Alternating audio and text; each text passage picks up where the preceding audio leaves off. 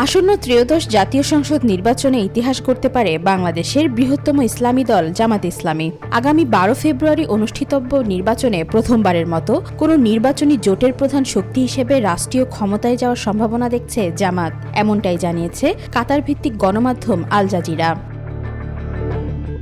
2024 সালের আগস্টে ছাত্র জনতার অভ্যুত্থানের পর শেখ হাসিনা সরকারের পতনের পর এটিই হবে প্রথম নির্বাচন। আসন্ন এই নির্বাচন জামাতের ইতিহাসের সবচেয়ে বড় রাজনৈতিক সুযোগ হিসেবে বিবেচিত হচ্ছে। বর্তমান অন্তর্বর্তীকালীন সরকার আওয়ামী লীগকে নির্বাচনে অংশগ্রহণ থেকে নিষিদ্ধ করায় এবারের নির্বাচন মূলত দ্বিমুখী লড়াইয়ে পরিণত হয়েছে। আল জাজিরার প্রতিবেদনে বলা হয়েছে, বাংলাদেশ জাতীয়তাবাদী দল বিএনপি এখন ফ্রন্ট রানার হিসেবে থাকলেও তাদের প্রধান প্রতিদ্বন্দ্বী হিসেবে আবির্ভূত হয়েছে জামাত, জাতীয় নাগরিক পার্টি এনসিপি এবং অন্যান্য ইসলামী দলগুলোর সমন্বয়ে গঠিত নতুন নির্বাচনী জোট। সাম্প্রতিক জনমত জরিপ জামাতের আত্মবিশ্বাসকে আরও বাড়িয়েছে। মার্কিন যুক্তরাষ্ট্র ভিত্তিক ইনস্টিটিউটের ডিসেম্বরের জরিপ অনুযায়ী বিএনপির সমর্থন 33% হলেও জামাত 29% নিয়ে তাদের নিকটস্থ অবস্থানে রয়েছে। অন্যদিকে বাংলাদেশি কয়েকটি সংস্থার যৌথ জরিপে দেখা গেছে বিএনপির সমর্থন 34.7% এবং জামাতের সমর্থন 33.6%, যা প্রতিদ্বন্দ্বিতার তীব্রতা আরও স্পষ্ট করে। বিশ্লেষকরা মনে করছেন, জামাত যদি এই নির্বাচনে জয়ী হয় তবে তা হবে দলের চরম নাটকীয় প্রত্যাবর্তন। কারণ বিগত 17 বছরের শাসনামলে দলটি কঠোর দমন নিপীড়নের শিকার হয়েছিল এবং শীর্ষ নেতাদের মানবতাবিরোধী অপরাধের দায়ে ফাঁসি বা কারাদণ্ড দেওয়া হয়েছিল। বর্তমান নেতারা দাবি করছেন, বিগত 1.5 দশকের নিপীড়ন তাদের প্রতি জনগণের সহানুভূতিকে বাড়িয়েছে। জামাত ইসলাম 1941 সালে সাইয়েদ আবুল আলা মাওদুদী কর্তৃক প্রতিষ্ঠিত।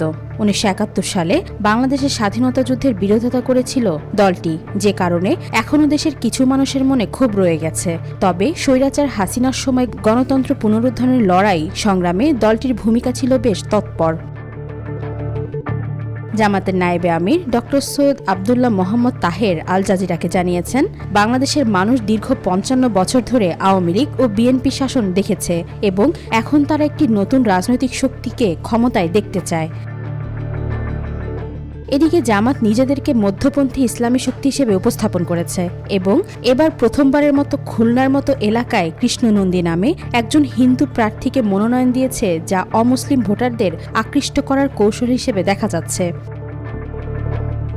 তবে জামাতের ক্ষমতায় আসা নিয়ে দেশজুড়ে এবং আন্তর্জাতিক মহলে কিছু উদ্বেগ রয়েছে। অনেকে আশঙ্কা করছেন, একটি ইসলামী দল ক্ষমতায় এলে দেশের শরিয়া আইন কার্যকর হতে পারে বা নারী ও সংখ্যালঘুদের অধিকার সংকুচিত হতে পারে।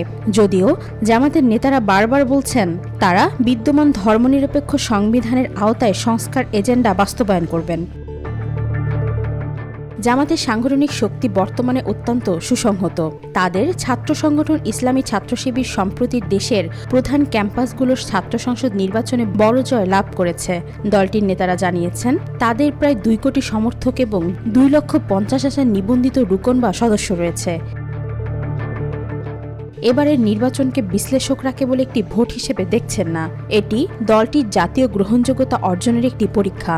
আগামী 12 ফেব্রুয়ারি অনুষ্ঠিত ভোটই ঠিক করবে যে দীর্ঘ সময় বিতর্কের কেন্দ্রে থাকা দলটি তাদের সাংগঠনিক শক্তি রাষ্ট্রীয় বৈধতায় রূপান্তর করতে পারবে কিনা।